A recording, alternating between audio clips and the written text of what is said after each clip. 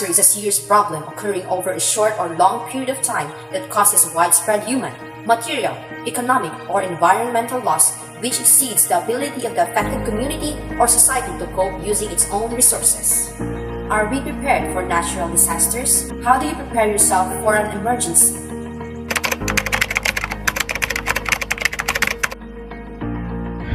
How do you prepare yourself for an emergency?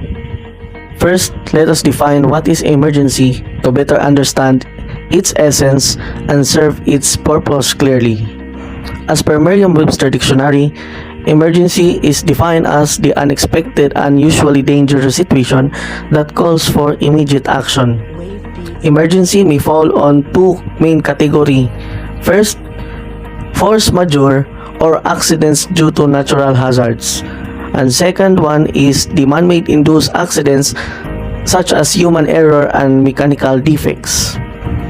Emergency preparedness or disaster preparedness consists of a set of measures undertaken by organizations, communities, or individuals to better respond and cope up with the immediate aftermath of a certain disaster, whether it be force majeure or human-made hazards. So our family has a four steps in dealing with our disaster preparedness plan. First, be ready. We need to secure planning to produce step-by-step emergency plan for our family.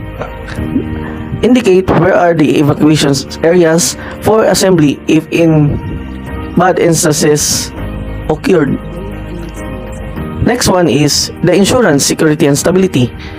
We need to provide or we need to make a backup material for emergency kits, prepare unperishable goods for at least 3 days minimum, potable water, PPE, battery-operated radios for better communication, and hazard awareness and local maps, including its contact number of local government agencies that will be potential rescuer or potential partners in dealing with emergency scenarios.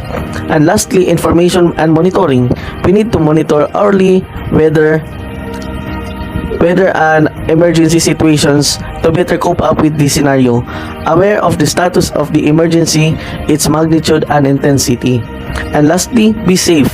Always do PDCA, plan, do, check, and audit checklist in order to have accurate emergency preparedness plan. How do you prepare yourself for an emergency? First, we must stay calm and focused and make a plan in our household of what are we going to do in this kind of situation. Let us be more informative. Watch news and scroll ups on social medias to learn more about the situation. Third, we must follow and oblige the government rules. If there is a need for evacuation, we must oblige and follow. Undeniable that we are very uncertain of what the future would bring.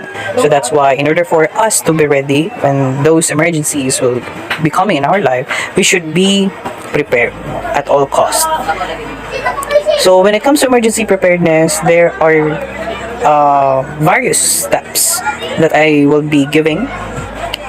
These are my personal experiences since in 2012 to 2017, our area in Zone 6B na Tumulan always gets flooded when it comes, especially to in the month of December. So that's why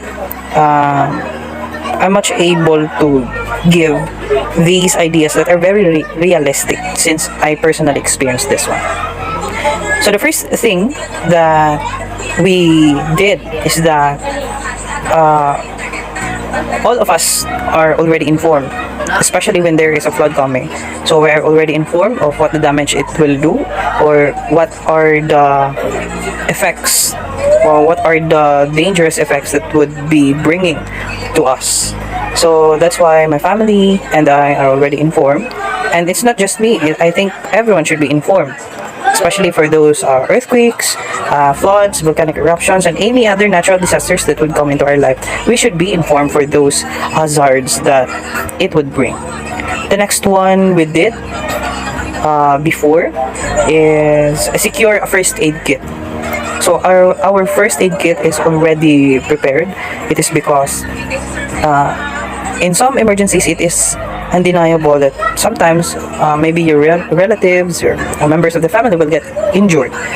So at least you could provide the first aid because you have the materials. The next thing is secure all the important documents. Before in our area, since the water level is so high when it is already flooding, so all those necessary documents, we will be putting it in a container or something like a cellophane. So in order for it not to be wet. And the next thing is secure the money. So I think these are not discussed by some of the seminars that I attended, but I think it is necessary for us to secure money. It is important for us to buy the resources and any other things after those emergencies. And when emergencies comes, and I think it is very important to do that, we should always keep calm. We should always stay focused. Keep yourself on hold. So I think those are the things that we usually do when it comes to emergencies. Thank you. In the event of an emergency or any unforeseen events, I prepared myself by listening intently to the specifics of what was going on around me. Having self-preparedness in an emergency will provide us with safety by allowing us to seek shelter if a disaster strikes. It is better to be prepared than to put ourselves in danger. In times of emergency or any unexpected happenings, I prepared myself by being keen to hear details of what has been happening in the surroundings. Having self-preparedness in times of emergency will give us safety by finding shelter if any disaster comes. It is better to be ready than letting ourselves near to harm.